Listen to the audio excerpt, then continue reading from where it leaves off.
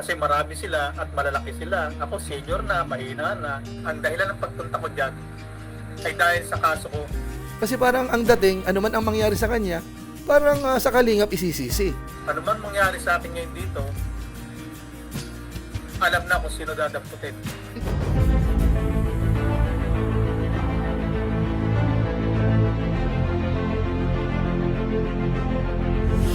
Ayun, shoutout guys, muli po, welcome to my YouTube channel. Ito po si Kuya July, ang inyong katugang, ang inyong kalingap na muli na namang bumabati po sa inyo ng magandang araw, magandang gabi. Saang panig man po tayo ng mundo naroon at sa araw na ito, panibagong vlog po tayo. Although, continuation po ito, doon nga po sa issue ni Lolo Pedring at saka po dito sa kalingap at ganoon na rin po sa pamilya po ni Nabianse. Na kung saan, alam naman po natin, yung mga issue po patungkol po dyan, kung paano po sinisiraan si Bianse ni Lolo Pedring. Ngayon sa pagkakataong ito, napansin po natin, mukhang apektado ho si Lolo, mga kabayan po natin. Mukhang nag-overthink na po siya, kung ano-ano yung naiisip niya, pati yung nagpa-blatter na raw siya, tapos ang dating, parang isisisi po kay Tatay Biran, o kaya sa Kalingap. So liwanagin po natin yan, mukhang nagkakamali na naman po dito si Lolo. Mukhang masyadong mataas ang tingin niya po sa sarili. Para bang napaka-VIP po bilang isang mamamayan po sa Pilipinas. Mga kabayan po natin. So, liwanagin po natin maya-maya ng konti. Pero bago po yun, konting paalala muna si Kuya July. Baka sakaling meron pa po ditong hindi nakasubscribe sa ating YouTube channel, huwag natin kalimutan. July Paunil. Tapos, pakipindot lang po yung notification bell button para lagi po tayong updated sa aking mga video upload. Tapos, meron po tayong Facebook page, July Paunil 2.0. Pwede naman po natin i-follow po yan. Tapos po pwede pong i-like. So maraming salamat po. At sina Kuya Bal Santos Matubang, Kalingap Rab, pwede po nating suportahan yan, pangunahin. Panoorin po yung kanilang mga upload. At siyempre ho, yung mga Lingap partners naman, kung okay lang po sa inyo, idamay rin po natin. Kasama po kami siyempre. So maraming salamat po sa inyong lahat. Ngayon tuloy na po tayo. Pag-usapan na po natin itong patungkol ho sa issue ni na Lolo Federico at saka po ni na Bianse at saka ni na Kuya Bal Santos Matubang na kung saan nga po yung kaso ho ay naisampa na. Na-submit na po yung mga ebidensyang kailangan at mga napanood po natin yon. Nasundan po natin yung mga kabayan po natin.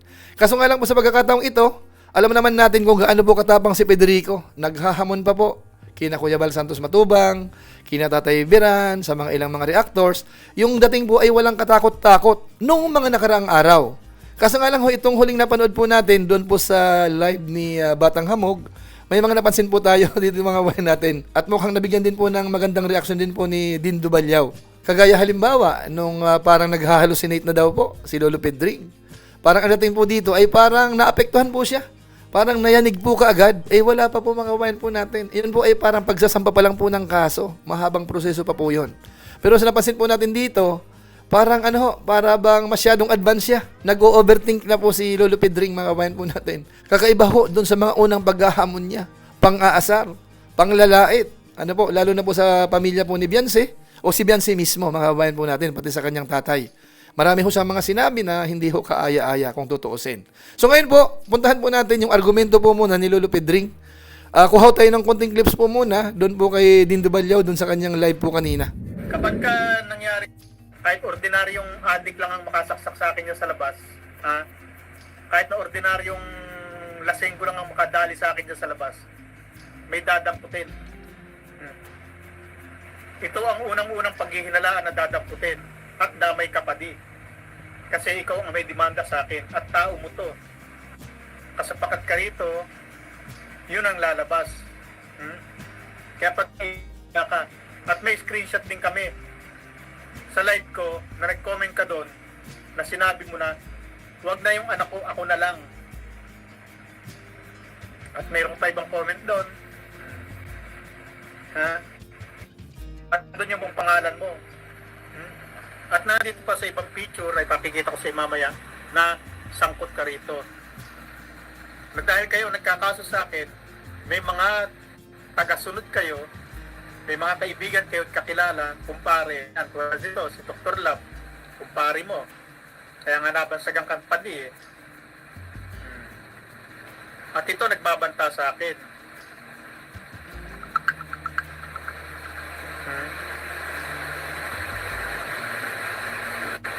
At masasangkot kay lahat dito.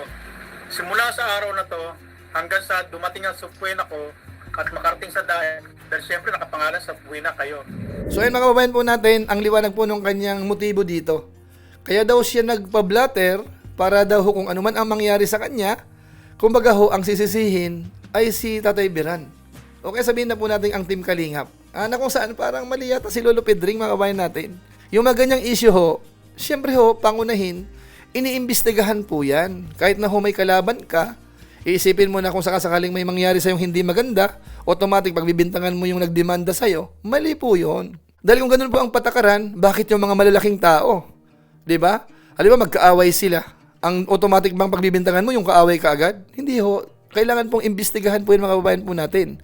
Una, kung sakasakaling may mangyari sa'yo, iimbestigahan ho doon sa pinangyarihan dahil may mga CCTV dyan, may mga testigo, bago ho natin i-link doon sa kaaway natin.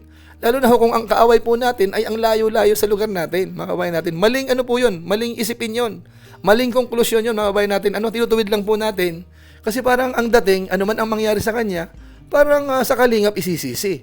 So mali po yun. Ngayon po ituloy pa po natin yung binabanggit po ni Lolo Pedring. Pag nagpang-abot kami, siyempre talo ako. Kasi marami sila at malalaki sila. Ako senior na, mahina na. Tapos, At pag may nangyari, tapos ganito pa ako magsalita, malambot, ganun dapat sinabi mo. Oo, di ba? Hindi mo pa sa dinagdagan. akin, nasugatan ako, nasaktan ako. Ang magiging kaso ni Padi. At pwede ba tayo magturo doon? Kung sino? Siyempre, isa lang ako doon. Kayo, marami kayo. At sino ipagtuturo ko? Wala. At ang lalabas dyan, na may pakana, ikaw Padi. Kasi, kaya ako pumunta dyan, ang dahilan ng pagpunta ko dyan, ay dahil sa kaso ko. Kaya protektado na ako ng batas ngayon. Ano man mangyari sa akin ngayon dito, alam na kung sino dadamputin. At usong-uso yun ngayon, bigla ka lang dadamputin, bigla ka lang upakan.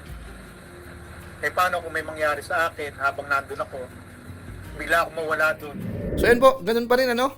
Tapos siya daw po ay matanda na. Tapos sila, yung tinutukoy niya po ang Team Kalingap ay marami. Ang dating ho kasi dito, siyempre pupunta po yan doon sa sa DAET kapag ka nagkaroon ng hearing. So ang pakiramdam niya ho, ang dami niyang kaaway. Pero sa totoong usapan ho, kahit nga ako magkaka-interest pa ba ako na hanapin siya kung sakasakaling may hearing doon? Pakialam ko po sa kanya. At ganoon din po siguro yung iba, kamukha po ng mga nabanggit niya. Si Dr. Love daw, si Kuya May. Ay depende po sa kanila kung gusto mong pumunta para matingnan yung ano mangyayari sa'yo doon. Pero sa tingin ko ho, hindi masyado magkaka-interest po sa'yo. Kasi po, naipasa na po sa isang ahensya po ng gobyerno. So ang government na po ang bahala dyan, mga bayan natin, kung may mga hearing man, ano mga dapat patunayan, hindi ho yung nagsampa sa'yo ng kaso. Kung sakasakali pong kailangan sila, halimbawa, si Tatay Biran ang nagdemanda, si Beyonce, si Kuya Bal Santos Matubang, maaari, nandun sila. Kasi may hearing. Pero yung iba ho ng mga dinadawit pa, na nagbanta daw, kung ano man po, sa tingin ko hindi ganun yun. Mabay natin. Kahit nga po ako, kung ako man po inabanggit, pakialam ko sa'yo dyan. Kung ikaw ay nang balahura kina Beyonce, pagdusahan mo yan. Patunayan mo, hindi ka nang balahura. Ganun lang po kasimple yun. Kasi dito po kasi kay Lolo Pedring ho, tama yung sinasabi ni Dindo Balyaw din, na para bang ang dating, lahat ng mangyayari sa kanya, kung sakaling matusok siya ng karayom dahil mananahi siya, isisisi sa Kalingap. Panuwarin po natin ito. Pinangunahan mo na yung investigador. Naging investigador ka na din. 'Di ba? Kapag ka kasi magtapang-tapangan ka sa SOCMED, okay? Dapat kapag kay kinasuhan, dapat matapang ka din. Hindi yung nag-hallucinate ka na, titirahin ka na, pag nasugatan ako, 'di ba? Pambihira. Buti hindi mo pa sinabi na kapag natusok ako ng karayom, kasalanan nyo. 'Di ba mananahi ka? Kapag natusok ako ng karayom, kasalanan niyo 'yan. May paghihinalaan na may tumusok sa akin ng karayom. 'Di ba? Kasi pati yung pag nasugatan ako, baka pati pag utot mo, pag sakit ng tiyan mo, baka lahat na isisi mo na sa Kalingap. So yun po, kumbaga po ang dating, lahat na lang po isisisi sa Kalingap kay Tatay Biran, kina Beyonce. Kasi sila po ang nagdemanda. Maling aplikasyon po ito mga kabayan natin. Yung pagdidemanda, may dahilan kaya ka idinemanda. So yun po ay pag-uusapan po sa korte, kung makarating po sa korte. O kung sa Cybercrime Division naman, baka pwede rin pag-usapan doon. Pero sa malamang po kasi ito, iaakyat po ito. So pag-uusap-usap lang po kayo doon. Pero hindi po ibig sabihin, ano man ang mangyari sa iyo, ay pananagutan ho nung nagdemanda sa'yo, kababayan po natin. Kahit pa po yung pinakamahalagang tao po sa bansa natin, pinakamayaman, presidente, hindi ho ganon. Kung mo ba may kalaban si Bongbong Marcos halimbawa, ang nagdemanda sa kanya ay si Duterte. Ibig sabihin ba, kung sakasakali man may mangyari hindi maganda sa presidente natin, automatic kay Duterte natin isisisi? Hindi ho. Kung saan ho nagkaroon ng problema, doon po iimbestigahan. Maaring mag-isip ho na baka may kinalaman, pero dadaan pa po yun sa mahabang proseso. Investigasyon po uli kung totoo ba na yung tatay ni Bianca ay may kinalaman kung sakasakaling natusok ka ng karayom ng ng gamit mo dyan sa pagtatahi. Parang ganun po kamay natin. So hindi naman ho ganun kahirap intindihin. Ngayon ito pa po, lastly siguro. Ito naman ho, sa pakiramdam ko, parang tinatakot ngayon si tatay ni Bianca. Kasi ikaw ang nagdemanda, no? So panoorin natin ito. At paano kung bigla ako masaktan, bigla wala doon. Yung mga kamag-anak ko, may akabulit. Yung mga tropa kids ko, may akabulit. Alam na nila kung Kat, delikado ka. Padi. Masakot ka. Kasi, Oh. Ang tapang-tapang mong sabihin na si Tatay Veran sabungero. Ha? Sugarol. Ha? Yan ang mga sinasabi mo, yun, inutil. Ha? Palamunin. Oh, yan yung mga binitawan mong salita. Ha? Kay Tatay Veran. 'Di ba? Ang tapang mong binitawan yan nang walang pag-aalinlangan. 'Di ba? Oh, ngayon ikaw ay sinampahan ng kaso. Boy, parang ikaw ay nabuhusan ng malamig na tubig. Ha? At ang lahat ng paninisin na mangyayari sa iyo sa hinaharap na sa iyong nasa isipan na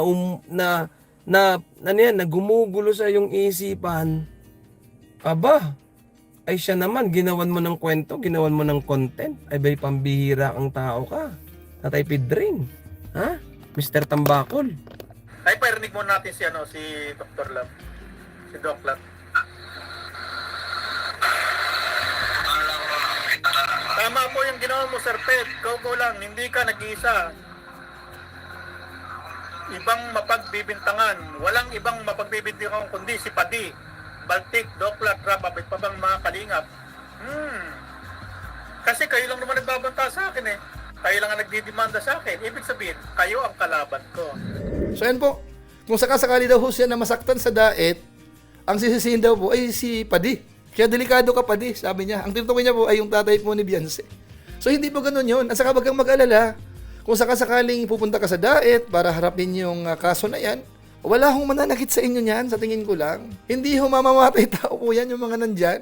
Kasi kung ano po yan, di sana hindi na pinadaan sa demanda. Sana tinira na kayo kung mga talagang may interest sa inyo yan, nasaktan ka.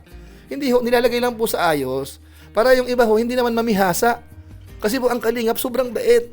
Marami ho dyan, nagbabanggit o kaya nagsasalita ng laban sa kanila, mga masasakit na salita, yung iba ho ay paratang, hindi kayang patunayan, kamukha ng paratang mo, harapin na lang po yan. Pero hindi ibig sabihin, lahat ng mangyayari sa inyo, ay isisisi natin kina Tatay Veran, kina Bianca, kina Kuya Bal Santos Matubang, at saka sa mga kasamahan. Mali po yun, Sana naman ho, maintindihan po natin. Sa mga viewers siguro natin, kung kayo man po ay neutral o kaya kahit kampi pa sa kanya, isipin nyo pong mabuti kung may laman ho yung sinasabi ho namin. Hindi ho po pwede na kung ikaw ay dinimanda, lahat ng mangyayari sa iyong hindi maganda, isisisi nyo po doon sa nagdemanda sa inyo. Lalo kung yun po ay malayong lugar, ang tindi naman ho nun yung kabayan po natin. Lahat-lahat na lang. So maling-mali po yun. So sana ho, maintindihan ho ni Lolo Pedring ang binabanggit po natin. Siguro po parang epekto lang po siguro ito ng para bang nag-overthink po siya. Kumbaga, nanibago siya. Dahil baka yung mga nagkwento sa kanya, hindi naman itutuloy ang demanda niyan. So siguro ngayong itinuloy, nagugulat yata si Lolo Pedring. So Lolo Pedring, relax lang, relax. May proseso po sa Pilipinas. Dinadaan po sa tamang proseso, huwag ka po masyadong kabahan. Ito po ay parang kasagutan lamang doon sa pinagagawa mo. Pagpapakita mo ng sobrang tapang, nasabi nga, magtagaan, kung ano na pa mong sinasabi nyo. So ito na po yung karampatang katapat.